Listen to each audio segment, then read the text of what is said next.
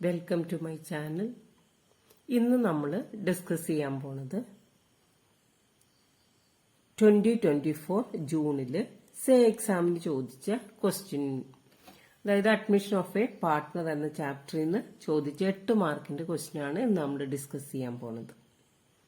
അപ്പൊ ആ ക്വസ്റ്റ്യനിൽ നമ്മളോട് പറഞ്ഞിരിക്കുന്നത് following is the balance sheet of Naja and Naji sharing profits and losses in the ratio of 2:1. അപ്പൊ ആ സെന്റൻസിൽ നമ്മൾ നോട്ട് ചെയ്യേണ്ട കാര്യം എന്ന് പറഞ്ഞാല്, ഇനി നമുക്ക് നോക്കേണ്ടത് ബാലൻസ് ഷീറ്റ് തന്നിട്ടുണ്ട്. Balance sheet as on 31 March 2023. അപ്പൊ ലയബിലിറ്റി സൈഡിലാണ് ആദ്യം നമ്മൾ നോക്കുക. അതില് ജനറൽ റിസർവോ പ്രോഫിറ്റ് ആൻഡ് ലോസ് അക്കൗണ്ട് ബാലൻസോ ഉണ്ടോ എന്ന് നോക്കണം. നമ്മുടെ ഈ ക്വസ്റ്റ്യനിൽ അങ്ങനെ ഒരു ഐറ്റം ഇല്ല. അതിനുശേഷം നമ്മൾ അസറ്റ് സൈഡിൽ നോക്കി, അവിടെ എന്തില്ല, profit and loss account balance ഇല്ല. ഇനി നമ്മൾ അഡ്ജസ്റ്റ്മെന്റ്സിലേക്ക് പോകാം. നമുക്ക് താഴെ തന്നിട്ടുണ്ട്, ബാലൻസ് ഷീറ്റിന്റെ താഴെ തന്നിരിക്കുന്നത് Naaz is admitted as a partner on the date of balance sheet. Then first point, Naaz will bring ₹1 lakh as his capital and 60,000 as his share for 1/4 share in profits. ഇപ്പൊ നാസ് ആണ് പുതിയ പാർട്ട്ണർ. അയാൾ ക്യാപിറ്റൽ ആയിട്ട് ₹1 lakh കൊണ്ടുവരുന്നുണ്ട്, good will ആയിട്ട് 60,000 കൊണ്ടുവരുന്നുണ്ട്. നാസിന് കിട്ടുന്ന profit share എന്ന് പറയുന്നത് 1/4 ആണ്. ദെൻ അടുത്ത അഡ്ജസ്റ്റ്മെന്റ് നോക്കാം. Plant is to be appreciated to ₹1,20,000. നമ്മുടെ ക്വസ്റ്റ്യനിൽ പ്ലാന്റിന്റെ ബാലൻസ് തന്നിരിക്കുന്നത് 1 lakh ആണ്. അഡ്ജസ്റ്റ്മെന്റ് തന്നിരിക്കുന്നു അപ്രീസിയേറ്റഡ് ടു ₹1,20,000. അപ്പോൾ പ്ലാന്റിന്റെ വില 20,000 കൂടി. അപ്പൊ നമുക്കത് എഴുതേണ്ടത് റീവാല്യുവേഷൻ അക്കൗണ്ടിലാണ്. അപ്പൊ അക്കൗണ്ട് വരയ്ക്കുമ്പോൾ നമ്മൾ ആദ്യം തന്നെ പർട്ടിക്കുലേഴ്സ് എമൗണ്ട്, രണ്ട് സൈഡിലും പർട്ടിക്കുലേഴ്സ് എമൗണ്ട്, ഈ രണ്ടായിട്ടും എഴുതണം. ഡെബിറ്റിലും ക്രെഡിറ്റിലും എഴുതണം. അതുപോലെ തന്നെ അക്കൗണ്ടിന് പേര് കൊടുക്കണം.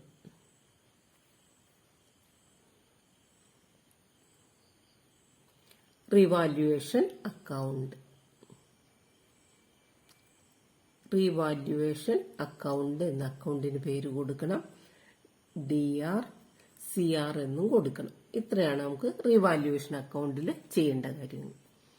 നമുക്ക് ഫസ്റ്റ് പോയിന്റ് പറഞ്ഞു, plant is to be appreciated to ₹1,20,000. പ്ലാന്റിന്റെ വില 20,000 കൂടി. അപ്പൊ റീവാല്യുവേഷൻ അക്കൗണ്ടിന്റെ ക്രെഡിറ്റ് സൈഡിൽ നമ്മൾ എഴുതും പ്ലാന്റ്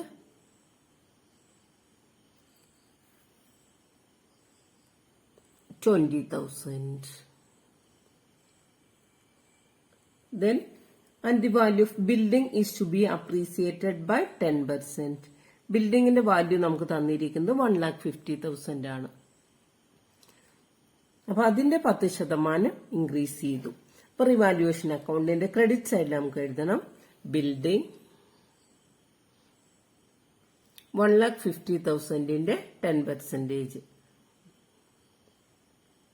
1,50,000 into 10/100, അതായത് നമുക്ക് 15,000 എന്ന് കിട്ടും.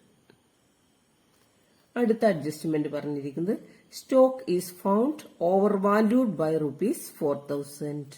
സ്റ്റോക്ക് 4,000 ഓവർ വാല്യൂ ചെയ്തേക്കാണ്, കൂട്ടിക്കാണിച്ചേക്കാണ്. ആക്ച്വലി സ്റ്റോക്കിന് അത്രയും വിലയില്ല. അപ്പൊ നമുക്ക് അസറ്റിന്റെ വില കുറയാണ്. റിവാല്യൂഷന്റെ ഡെബിറ്റ് സൈഡിൽ നമുക്ക് എഴുതണം സ്റ്റോക്ക് 4,000. ബൈ എന്ന് പറയുമ്പോൾ നമുക്ക് ആ എമൗണ്ട് ആണ് കാണിക്കേണ്ടത്. Then next point, provision for bad and doubtful debts is to be created at 5% on debtors. എന്ന് പറഞ്ഞാല് ഡെപ്റ്റേഴ്സിൽ 5% ബാഡ് ഡെപ്റ്റിന് വേണ്ടിയിട്ട് നമ്മൾ പ്രൊവിഷൻ ആയിട്ട് വെക്കുന്നു. അസറ്റ് കുറയുക ചെയ്യുന്നത്. അപ്പൊ നമുക്ക് ഇവിടെ എഴുതണം ഡെപ്റ്റേഴ്സ്, ബ്രാക്കറ്റിൽ എഴുതാം പ്രൊവിഷൻ.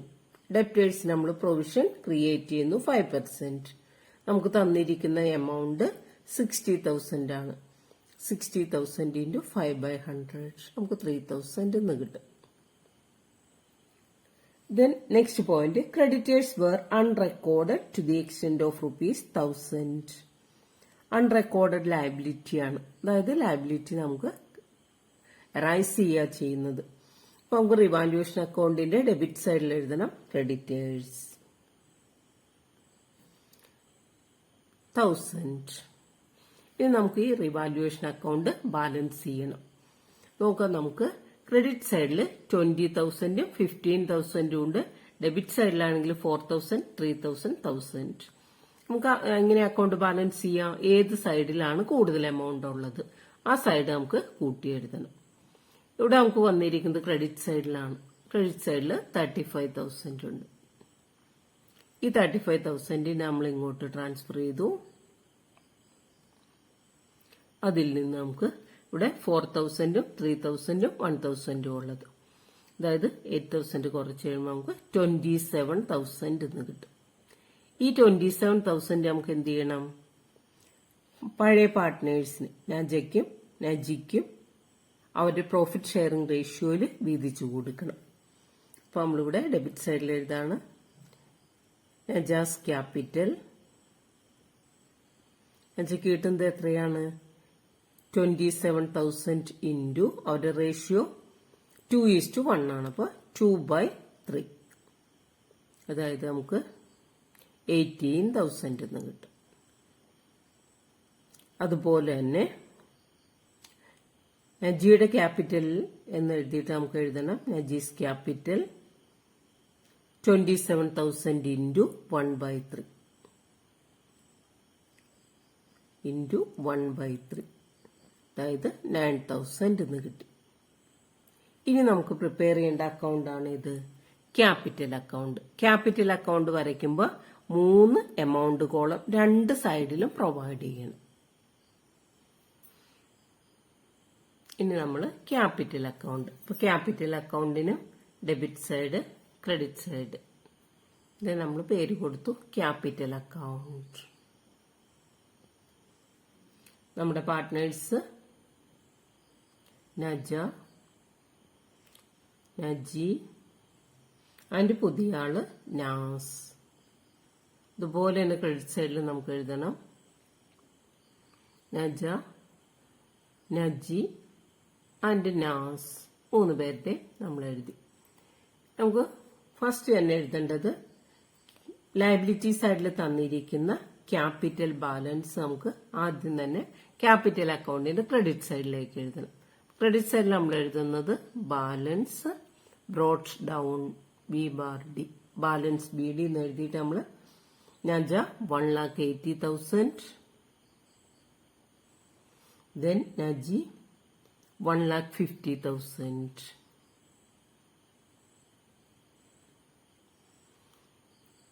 then പുതിയ ആള് ക്യാപിറ്റൽ കൊണ്ടുവന്നത് 1 lakh ആണ്. അപ്പൊ നമ്മളിവിടെ എഴുതി ക്യാഷ്. നാസിന്റെ കോളത്തിൽ നമ്മൾ എഴുതി 1 lakh. ഇനി നമുക്ക് നോക്കേണ്ടത് നാസ് 60,000 ഗുഡ് ബില്ല് കൊണ്ടുവന്നു. ഈ ഗുഡ് ബില്ല് എന്ത് ചെയ്യണം? സാക്രിഫൈസിംഗ് റേഷ്യോയില് പഴയ പാർട്ട്നേഴ്സിന് വീതിച്ചു കൊടുക്കണം. ഈ ക്വസ്റ്റ്യനിൽ നമുക്ക് സാക്രിഫൈസിംഗ് റേഷ്യോ എത്രയാണ്? 2:1 തന്നെയാണ്. കാരണം ഇവിടെ ന്യൂ റേഷ്യോ തന്നിട്ടില്ല.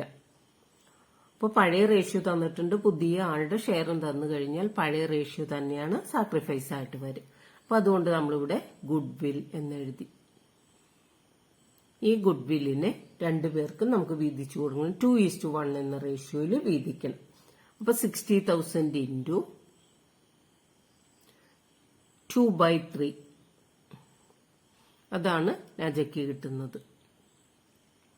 അപ്പൊ നമുക്കിവിടെ 40,000 എന്ന് കിട്ടും.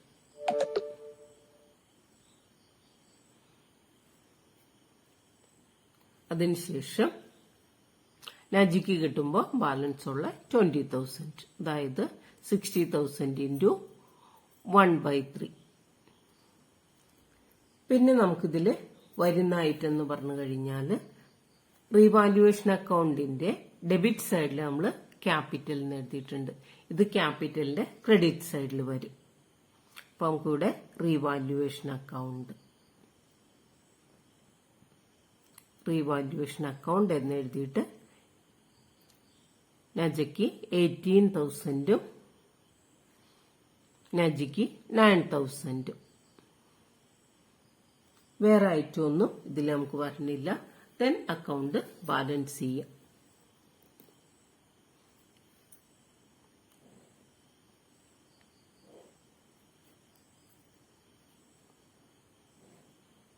നമുക്കിവിടെ ക്രെഡിറ്റ് സൈഡിൽ മാത്രമാണ് എമൗണ്ട് ഉള്ളത്.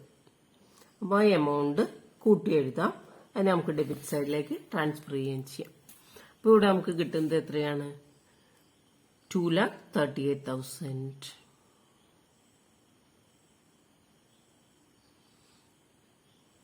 നമുക്ക് 1,79,000, 1 lakh. ഈ എമൗണ്ട് നമ്മൾ ഡെബിറ്റ് സൈഡിലേക്ക് മാറ്റി. 2,38,000, 1,79,000 and 1 lakh. ഈ എമൗണ്ട് തന്നെ നമ്മൾ ബാലൻസ് CD നമുക്ക് കിട്ടുന്നത് ഇത് തന്നെയാണ്. Balance carry down same amount തന്നെ. 2,38,000, 1,79,000 and 1 lakh. ഇത് തന്നെയാണ് നമ്മളിവിടെ ബാലൻസ് ബ്രോഡ് ഡൗൺ എന്ന് പറഞ്ഞ് നമ്മൾ അതിനെ ട്രാൻസ്ഫർ ചെയ്യുന്നത്. 2,38,000, 1,79,000 and 1 lakh. ഇനി നമുക്ക് പ്രിപ്പയർ ചെയ്യേണ്ടത് പുതിയ ബാലൻസ് ഷീറ്റാണ്. ബാലൻസ് ഷീറ്റ് പ്രിപ്പയർ ചെയ്യുമ്പോൾ ബാലൻസ് ഷീറ്റ് നമ്മൾ ഹെഡിങ് കൊടുക്കുന്നത് ബാലൻസ് ഷീറ്റ് ആസ് ഓൺ എന്ന് എഴുതണം. നമുക്ക് ക്വസ്റ്റ്യനിൽ തന്നിരിക്കുന്ന ഡേറ്റ് ഏതാണ്? 31st March 2023. 31st March 2023. Then liabilities.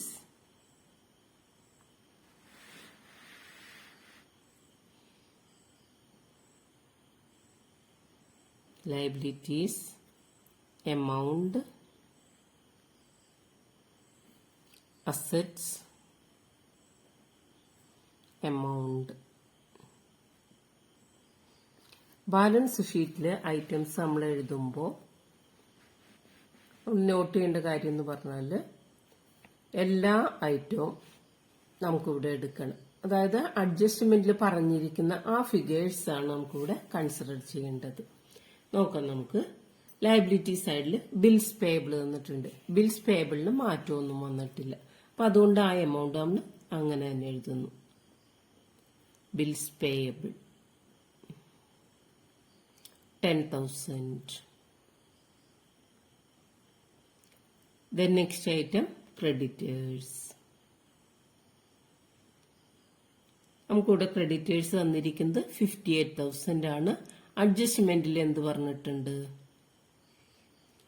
Unrecorded creditors നമുക്ക് 1,000 തന്നിട്ടുണ്ട്.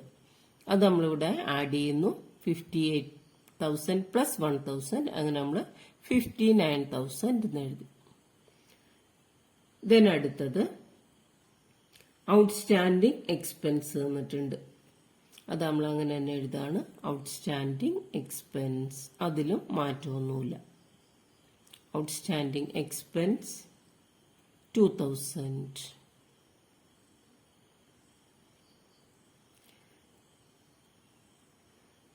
ഇനി നമുക്ക് ചെയ്യേണ്ടതെന്ന് പറഞ്ഞു കഴിഞ്ഞാൽ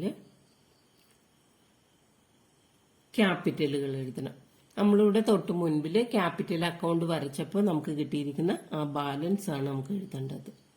3 പേരുടെയും ബാലൻസ് നമുക്ക് എഴുതണം. ക്യാപിറ്റൽ നജ, നജി ആൻഡ് നാസ്, 3 പേരുടെ ക്യാപിറ്റൽ ബാലൻസ് നമ്മൾ കണ്ടുപിടിച്ചത്. നജ 2,38,000, നജി 1,79,000, നാസ് 1 lakh. നമുക്ക് അസറ്റ് സൈഡ് നോക്കാം. First item cash in hand. Cash നമുക്ക് തന്നിരിക്കുന്നത് 10,000 ആണ്. ഇതിന്റെ കൂടെ എന്ത് ചെയ്യണം? പുതിയ പാർട്ട്ണർ കൊണ്ടുവന്ന ക്യാപിറ്റൽ 1 lakh ഉണ്ട്, അത് ആഡ് ചെയ്യണം. അതുപോലെ തന്നെ അയാൾ കൊണ്ടുവന്നിരിക്കുന്ന ഗുഡ് വിൽ ഉണ്ട് 60,000, ഇതും ആഡ് ചെയ്യണം. അപ്പൊ നമുക്കിവിടെ 1,70,000 എന്ന് കിട്ടി ക്യാഷിന്റെ ബാലൻസ്.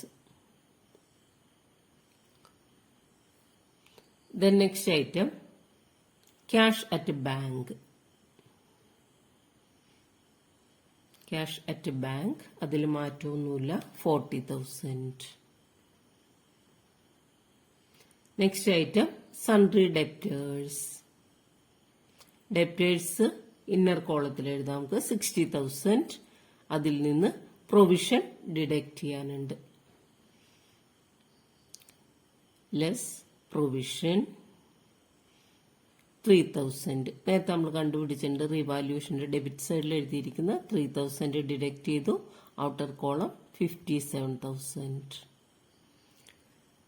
Next item stock.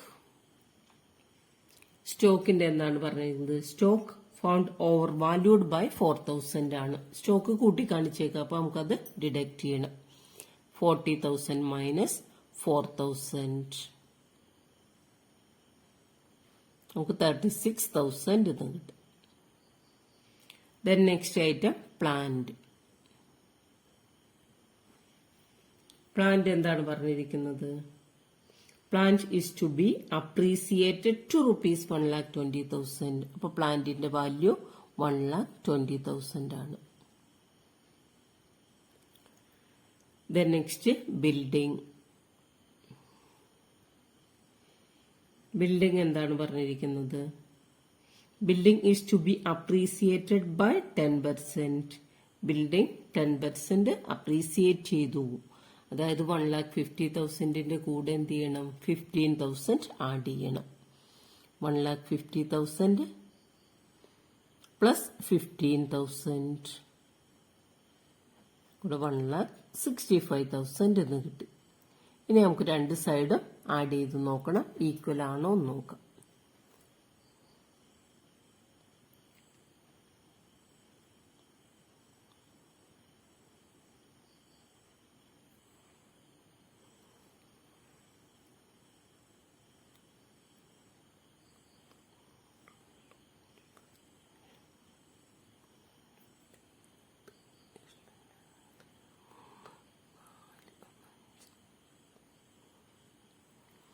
നമുക്ക് രണ്ട് സൈഡും ഈക്വൽ ആണോ എന്ന് നോക്കാം.